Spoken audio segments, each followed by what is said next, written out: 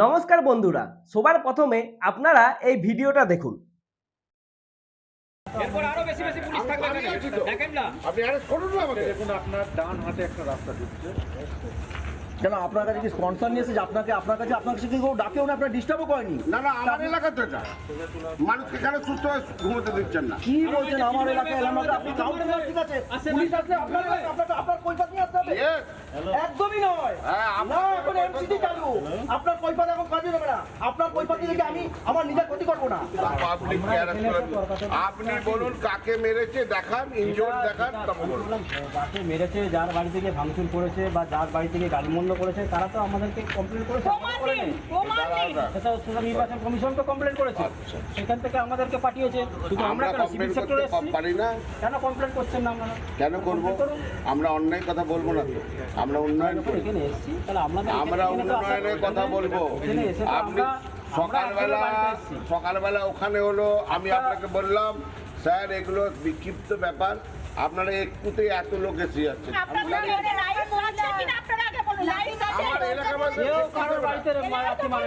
দেখলেন তো তৃণমূল কাউন্সিলরের গুন্ডামিরা, দেখলেন তো? ঘটনাটা হচ্ছে পূর্ব বর্ধমানের। ইনি একজন তৃণমূল কাউন্সিলর নাড়ু ভগত। তো ঘটনাটা কি ঘটেছে সেটা আপনাদেরকে সবার প্রথম থেকেই বলি। ঘটনাটা হচ্ছে একজন বিজেপি কর্মীর বাড়িতে হামলা হয়েছে। হামলা কি জন্য হয়েছে? সেখানকার বিজেপি প্রার্থী ওনার বাড়িতে এসেছিলেন এবং ভোটের প্রচার করছিলেন। সেই জন্য তৃণমূলের লোকেরা তার বাড়িতে গিয়ে হামলা চালায়, ইট পাথর বালি ইত্যাদি ছোড়াছুড়ি করে, তার সাথে সাথে নানা রকম গালি গালায় সবকিছুই করে। এরপর উনি অনেকটা ভয় পেয়ে যান, যে বিজেপি কর্মী আছেন উনি অনেকটা ভয় পেয়ে যান। তারপর পুলিশকে খবর দেয়। পুলিশ সেই সময় সেখানে চলে আসে এবং পুলিশ সেখানে এসেছে বলে তৃণমূলরা এই কাউন্সিলরকে ডেকে নিয়ে আসে। এবং এই কাউন্সিলর এসে কি বলছেন সেটা আপনারা শুনলেন তো? বলছে এটা আমার এলাকা, আমার এলাকায় আসতে হলে পারমিশন নিয়ে আসতে হবে। মানে বুঝুন, পুলিশকে বলছে আমার এলাকায় আসতে হলে পারমিশন নিয়ে আসতে হবে। আর পুলিশও কিন্তু যোগ্য জবাব দিচ্ছে। তারা তো বলে দিয়েছে যে আপনার কৈফিয়ত নিয়ে আমরা আসবো না, কারণ এমসিসি লাগু হয়ে গেছে এবং এখন আমরা আপনাদের কথা শুনে চলবো না। মানে বুঝতেই পারছেন যে এই ঘটনাটা, ভিডিওটা ভাইরাল হয়েছে, সবাই দেখতে পেয়েছে, তাই সবাই জানতে পেরেছে। এরকম কত তৃণমূলের কাউন্সিলর এরকম আছে, এরকম গুন্ডাগিরি করছে এবং প্রার্থীদেরকে ভয় দেখাচ্ছে, বিজেপি লোকেদেরকে ভয় দেখাচ্ছে। আর এরা তো ভয় দেখাবে কে? মানে এরা কেন ভয় দেখাবে না? তার কারণটা হচ্ছে যারা এদের চেয়ে উপরে আছে, যারা এদের সুপিরিয়র, মানে মমতা বন্দ্যোপাধ্যায় হোক বা অভিষেক বন্দ্যোপাধ্যায় হোক, তারাই যখন ডাইরেক্ট থ্রেট দিচ্ছেন, এরকম কথা বলছেন। যেমন আপনাদের হয়তো মনে থাকবে মমতা ব্যানার্জি নিজে বলেছিলেন যে আমি আছি বলে একটা সম্প্রদায় আপনাদেরকে কিছু করছেন না, মানে আরেক ভাষায় হিন্দুদেরকে থ্রেট দিচ্ছেন যে আমি না থাকলে আপনাদেরকে কেউ বাঁচাতে পারবে না, মানে ভোটটা আমাকেই দিন। তাছাড়া অভিষেক বন্দ্যোপাধ্যায় তিনি কি বলছেন যে এই ভোটের রেজাল্ট বেরানোর পর রবীন্দ্রসঙ্গীতের সাথে সাথে নাকি ডিজেও বাজবে। মানে বুঝতে পারছেন কিরকম থ্রেট দিচ্ছে। এই রকমের থ্রেটের আরেকটা ঘটনা আমি আপনাদেরকে দেখাতে চাই, যেখানে মমতা বন্দ্যোপাধ্যায় তিনি কি বলছেন জানেন? সেখানে দাঁড়িয়ে তিনি বলছেন যে এই ভোটের পর বিজেপি যারা করে সেই বিজেপি কর্মীদের পোস্টার লাগিয়ে ঘুরতে হবে যে আমি বিজেপি করি না। এবং তিনি এই কথা বলেছেন সুকান্ত মজুমদার, বিজেপির একজন কর্মী, আপনারা জানেন, একজন নেতা আপনারা জানেন। তো তিনি বলেছিলেন ওই একজন তৃণমূলের প্রার্থী সম্পর্কে, তার পরিপ্রেক্ষিতে মমতা বন্দ্যোপাধ্যায় এই কথাটা বলেছেন। তো দুটো ঘটনায় আমি আপনাদেরকে সবার প্রথমে দেখাই, তারপর এটা নিয়ে আমরা আলোচনা করব। নামে রামমোহন আসলে হয়ে গেছে রাবণ মোহন। আমি আমার কর্মীদেরকে বলবো বালি চোরটাকে যেদিন হাতে নাতে ধরবেন গাছের ডালে বেঁধে রাখবেন, বাকি ব্যবস্থা ভারতীয় জনতা পার্টি করবে। বিজেপির একজন মন্ত্রী নাকি বলে গেছে আমার প্রার্থী রামমোহন রায়, ওকে নাকি বলে গেছে গাছে বেঁধে পেটাবে। আমি শুনলাম, আমি বলি গাছটাও আমাদের, গাছ বেঁধে পেটানোর জন্য নয়, গাছ মানুষকে ছায়া দেয়। তোমাদের শুভবুদ্ধির উদয় হোক, এসব করতে যেও না। নির্বাচনের পরে পোস্টার লাগিয়ে বলতে হবে আমি বিজেপি করি না, আমি বিজেপি করি না, আমি বিজেপি করি না। শুনলেন তো কি বললো মমতা বন্দ্যোপাধ্যায়? তার আগে সুকান্ত মজুমদার তিনি কি বলেছেন সেটাও শুনলেন। এবং শুভেন্দু অধিকারী তিনিও তো বলছেন যে বদল তো হবে, তার সাথে সাথে বদলাও হবে। মানে বিজেপি হোক তৃণমূল হোক সব দলে এখন কিন্তু থ্রেট কালচার এক প্রকার তৈরি করেছে এই ভোটের আগে, এবং সবাই একে অপরকে থ্রেট দিচ্ছে, সাধারণ মানুষকে থ্রেট দিচ্ছে, তাদের নিজেদের হয়ে তারা যেন লড়ে সেই বিষয়টা দেখার জন্য তারা এক প্রকার থ্রেট দিচ্ছে। তো এখানে মমতা বন্দ্যোপাধ্যায় হোক, অভিষেক বন্দ্যোপাধ্যায় হোক, কারণ আমি তৃণমূল কাউন্সিলের কথা বলছিলাম, তো এরা যখন থ্রেট দিচ্ছে তাহলে এরা তো বলবে কে, বা এরা কেন করবে না? তো এরকম ঘটনা এখন রাজ্য জুড়ে দেখতে পাওয়া যাচ্ছে ভোটের আগে। এবং তার সাথে সাথে আমি আরেকটা জিনিসও আপনাদের সামনে তুলে ধরতে চাই। আপনারা জানেন যে এসআইআর প্রক্রিয়াতে এখন যে অ্যাডজুডিফিকেশনে মানুষগুলো ছিল তাদের তো অনেকের নাম বাদ চলে গেছে, যেটা আপনারা মিডিয়ার মাধ্যমে অবশ্যই জেনে গেছেন। তার মধ্যে যেটা দেখতে পাওয়া যাচ্ছে যে 33 লক্ষ নামের মধ্যে 10 লাখ নাম কিন্তু ডিলিট হয়ে গেছে। তো বুঝতেই পারছেন যে কত ফেক ভোটার বা মিথ্যা ভোটার আমাদের রাজ্যে ভোট দেয়, এবং মমতা বন্দ্যোপাধ্যায় কিন্তু সেই ভোটারদেরকে নিয়ে ভোট করাতে চেয়েছিলেন। তার জন্য তিনি সুপ্রিম কোর্ট পর্যন্ত চলে গিয়েছিলেন, যদিও তার কোনো ফল হয়নি, কারণ এসআইআর এর পরেই ভোট হচ্ছে সেটা আমরা সবাই দেখতেই পাচ্ছি। আর তার সাথে সাথে মমতা বন্দ্যোপাধ্যায় অনেক চেষ্টাই করেছিলেন, তিনি পথে পর্যন্ত নেমে গেছিলেন যাতে এসআইআর প্রক্রিয়াকে বানচাল করা যায়। তিনি সেটা কোনো মতেই করতে পারেননি, কিন্তু এখনো দেখুন এই যে অ্যাডজুডিফিকেশন আছে সেখানে অনেক নাম কিন্তু বাদ এখনো বাকি আছে, মানে তাদের বিচার হওয়া এখনো কিন্তু বাকি আছে। এরপরে আরো কিন্তু অনেক নাম বাদ যাবে। তো নাম মোটামুটি যেটা বুঝতে পারা যাচ্ছে 80 থেকে 90 লাখের মতো নাম কিন্তু বাদ যেতে চলেছে। মানে ধরে রাখুন এক একটা বিধানসভা এলাকাতে 20 থেকে 22,000, 15 থেকে 18,000 এরকম নাম তো অবশ্যই বাদ যাচ্ছে। তাহলে দেখুন এবারে ভোটটা কিন্তু এতটা সহজ হবে না, যেটা সবাই ভাবছে, অনেকে মনে করছে যে তৃণমূল জিতে যাবে, এটা কিন্তু এবারে হওয়ার চান্সটা অনেকটা কম আছে। তার প্রধান যেটা কারণ সেটা হচ্ছে যে বিজেপি কিন্তু এবারে সবকিছু গুটিয়ে পথে নেমেছে বা রাস্তায় নেমেছে বা খেলতে নেমেছে। কেন বলছি? কারণ বিজেপির তরফ থেকে যেটা দেখতে পাওয়া যাচ্ছে তারা কিন্তু এক প্রকার নিশ্চিত যে এবারে কিন্তু তাদের ফল অনেকটা ভালো হতে চলেছে। এই বিষয়টা নিয়ে আপনাদের কি মনে হয় সেটা অবশ্যই কিন্তু কমেন্ট করুন। এরপর আমি আপনাদেরকে বলবো যে তৃণমূলের এবারে ভোটে জিতার চান্সটা অনেকটা কমের কারণ একটা হচ্ছে হুমায়ুন কবির। কারণ কি? কারণ তিনি তার নিজের দল তৈরি করেছেন এবং তিনি এবারে জোট তৈরি করছেন ওবেসির সাথে তিনি জোট বানাচ্ছেন। ঠিক আছে, আসাউদ্দিন ওবেসির সাথে তিনি জোট বানাচ্ছেন।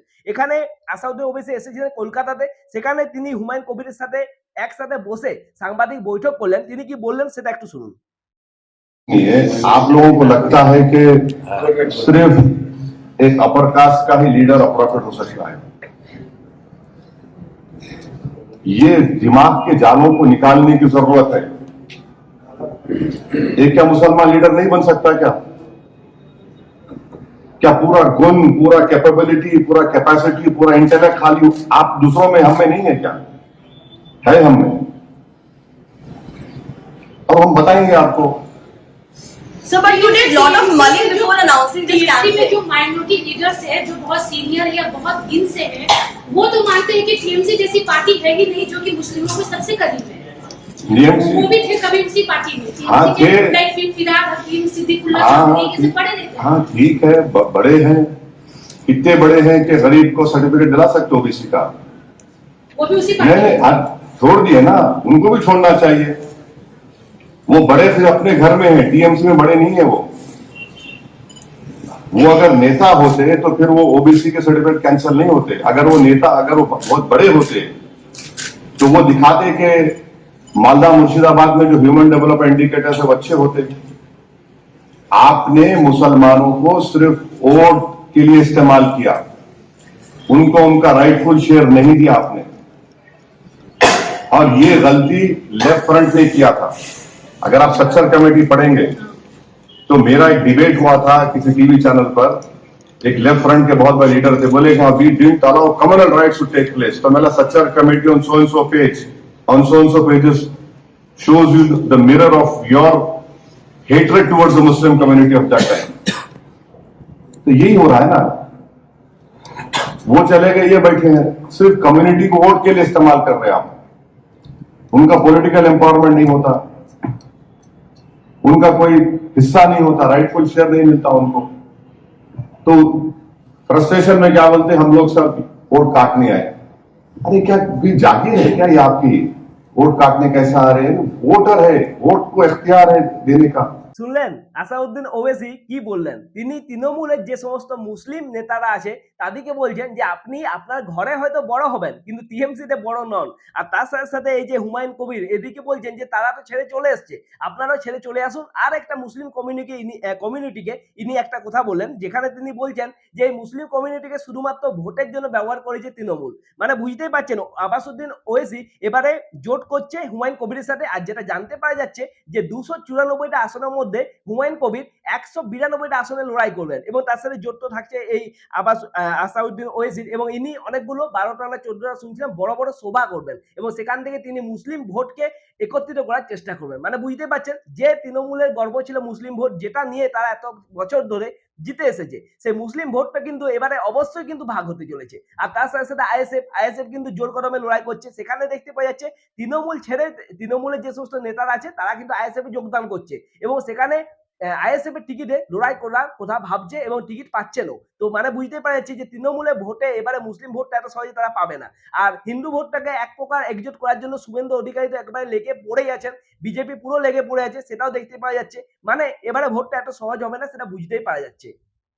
তার আরেকটা প্রমাণ আমি আপনাদের সামনে এবার দেখাবো, যেটা হচ্ছে আইপ্যাক। আপনারা জানেন তৃণমূলের হয়ে আইপ্যাক কাজ করে। সেই আইপ্যাকের একটা সমীক্ষা রিপোর্ট বেরিয়েছে এবং সেই সমীক্ষা রিপোর্টে দেখা যাচ্ছে পশ্চিমবঙ্গের যে সমস্ত জেলাগুলিতে আছে সেই জেলাগুলির মধ্যে বিজেপি কোন জেলায় কিরকম ফল পেতে পারে বা কতগুলো আসন পেতে পারে। তো আমি আপনাদের সামনে সমস্ত জেলাগুলো আছে, সমস্ত জেলাগুলোর নাম এবং এখানে কতগুলো আসন আছে আর কতগুলো সিট বিজেপি পেতে পারে এই আইপ্যাকের সমীক্ষা অনুযায়ী, সেটা আপনাদের সামনে তুলে ধরবো। তাহলে আপনারা বুঝতে পারবেন বিজেপি কিন্তু এবারে আসছে আগের মতো অবস্থায় নেই। 130 থেকে 40 বা 45টা আসন খুব সহজে তারা জোগাড় করে নিতে পারে। কিন্তু দেখুন আরেকটা কথা আমি আপনাদের সামনে তুলে ধরি, এই যে আইপ্যাকের যে সমস্ত সমীক্ষা বা যে সমস্ত এক্সিট পোলের সমীক্ষাগুলো হয় রিসেন্টলি আপনারা দেখবেন সেই সমস্ত সমীক্ষা সবাই কিন্তু বিফল হচ্ছে। মানে যেটা হচ্ছে তার উল্টোটাই হচ্ছে। এমনটাও দেখা যেতে পারে যে এখানে যেরকম রিপোর্টে সমীক্ষায় দাবি করা হচ্ছে যে এতগুলো আসন পাবে, হতে পারে তার চেয়ে আরো অনেক বেশি আসন বিজেপি পেয়ে যেতে পারে, এমনটা হতে পারে তার চেয়ে কম আসনও পেয়ে যেতে পারে। কিন্তু বেশি আসনটা পাওয়ার চান্সটা সবচেয়ে বেশি, তার কারণ এই এসআইআর প্রক্রিয়া পরে ভুয়ো ভোটারের সংখ্যা অনেকটা কমে যাবে এবং বিজেপির কাছে পুরো দমে খেলার একটা সুযোগ রইবে। তো তাহলে চলুন দেখা যাক কোন জেলাতে এই আইপ্যাকের রিপোর্ট অনুযায়ী বিজেপি কতগুলো আসন পেতে পারে। তো সবার প্রথমে আসছে কোচবিহার। এখানে মোট আসন হচ্ছে 9টি, তার মধ্যে 8টিতে বলছে এখানে বিজেপি জিততে পারে। আর এই জায়গাটা বিজেপির জন্য একটা স্ট্রং জোন, সেটা আপনারাও জানেন। এরপর আলিপুরদুয়ার, সেখানে 5টি আসন আছে, তার মধ্যে 5টি বলা যাচ্ছে যে বিজেপি জিততে পারে। জলপাইগুড়ি 7টি আসনের মধ্যে 6টি বিজেপি পেতে পারে। দার্জিলিং এ 5টির মধ্যে 5টি বিজেপি পেতে পারে। এবং এই পাহাড়ি এলাকাতে মানে দার্জিলিং এ আপনারা জানেন যে বিজেপি কিন্তু খুবই স্ট্রং একটা হোল্ড আছে। তার সাথে সাথে দেখুন কালিম্পং, সেখানে 1টি আসনে 1টি কিন্তু বিজেপি পেতে পারে। আর উত্তর দিনাজপুর 9টি আসন আছে, তার মধ্যে 4টি আসন এখানে বিজেপি পেতে পারে। এই উত্তর দিনাজপুরে তৃণমূল কিন্তু বড় সড়ো প্রকারে জিততে পারে, সেটা বুঝতে পারা যাচ্ছে। তারপর দেখুন দক্ষিণ দিনাজপুর, সেখানে 6টা আসন আছে, তার মধ্যে 3টে আসন দক্ষিণ দিনাজপুরে বিজেপি পেতে পারে। মালদাতে 12টা আসনের মধ্যে 7টা আসন পেতে পারে। মুর্শিদাবাদে 22টার মধ্যে 5টা পেতে পারে। মুর্শিদাবাদে কিন্তু বিজেপির একটু অবস্থা এতটা ভালো নয়, সেটা বুঝতে পারা যাচ্ছে। তার সাথে সাথে দেখুন নদিয়ায় 17টার মধ্যে 11টা আসন পেতে পারে। উত্তর 24 পরগনায় 33টার মধ্যে 12টা আসন। উত্তর 24 পরগনা, দক্ষিণ 24 পরগনা এগুলো কিন্তু বিজেপির জন্য স্ট্রং হোল্ড একদমই নয়। আর তারপর দেখুন মালদাতে আপনারা দেখতে পাবেন 12টার মধ্যে 7টা আসন আছে, ঠিক আছে, যেটা আমি আগেই বললাম। তারপর দেখুন কলকাতাতে 11টার মধ্যে 4টা আসন পেতে পারে। হাওড়াতে 16টার মধ্যে 1টা আসন পেতে পারে। হুগলিতে 18টার মধ্যে 10টা আসন বিজেপি পেতে পারে। পূর্ব মেদিনীপুরে দেখুন 16টার মধ্যে 16টাই কিন্তু বিজেপি পেতে পারে। শুভেন্দু অধিকারী গড় আপনারা জানেন পূর্ব মেদিনীপুর। তারপর দেখুন ঝাড়গ্রাম, সেখানে 4টার মধ্যে 3টে আসন বিজেপি পেতে পারে। পশ্চিম মেদিনীপুর 15টার মধ্যে 6টা। এই পশ্চিম মেদিনীপুরে কিন্তু তৃণমূলে খুবই একটা স্ট্রং হোল্ড আছে। আর তারপর দেখুন পুরুলিয়া বাঁকুড়া এইসব জায়গাগুলো বিজেপির জন্য খুবই একটা গুরুত্বপূর্ণ জায়গা এবং এইসব জায়গাতে আপনারা দেখতেই পাচ্ছেন পুরুলিয়া 9টার মধ্যে 8টা আসন বিজেপি পেতে পারে। বাঁকুড়ায় 12টার মধ্যে 12টা আসনে কিন্তু বিজেপি পেতে পারে। তারপর দেখুন পূর্ব বর্ধমান, এইখানে কিন্তু রিপোর্টটা আবার পাল্টে গেল। দেখুন এই পূর্ব বর্ধমানে 16টা আসনের মধ্যে 2টো আসন শুধুমাত্র বিজেপি পেতে পারে। মানে এইখানে তৃণমূলের বিশাল একটা জোর আছে, সেটা বুঝতেই পারছেন। এবং সবার প্রথম ভিডিও শুরু করার সময় যে ভিডিওটা আমি আপনাদের দেখালাম সেটাও কিন্তু সেই পূর্ব বর্ধমানেরই ভিডিও ছিল। তারপর দেখুন বীরভূম, সেখানে 11টার মধ্যে 5টা আসন বিজেপি পেতে পারে। দক্ষিণ 24 পরগনা 31টার মধ্যে 0 আসন বিজেপি পেতে পারে। মানে দক্ষিণ 24 পরগনাতে বিজেপি আসন পাওয়ার চান্সটা খুবই কম।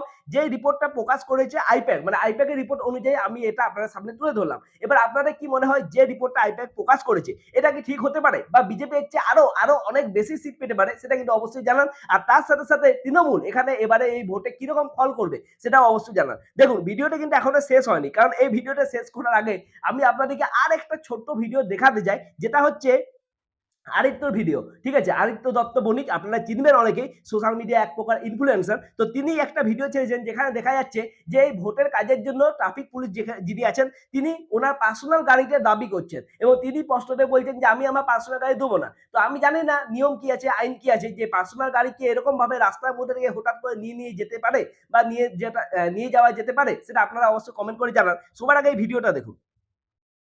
আপনি গাড়িটা থামালেন কেন? ইলেকশনের জন্য আমি দেবো না গাড়িটা, কি করবেন?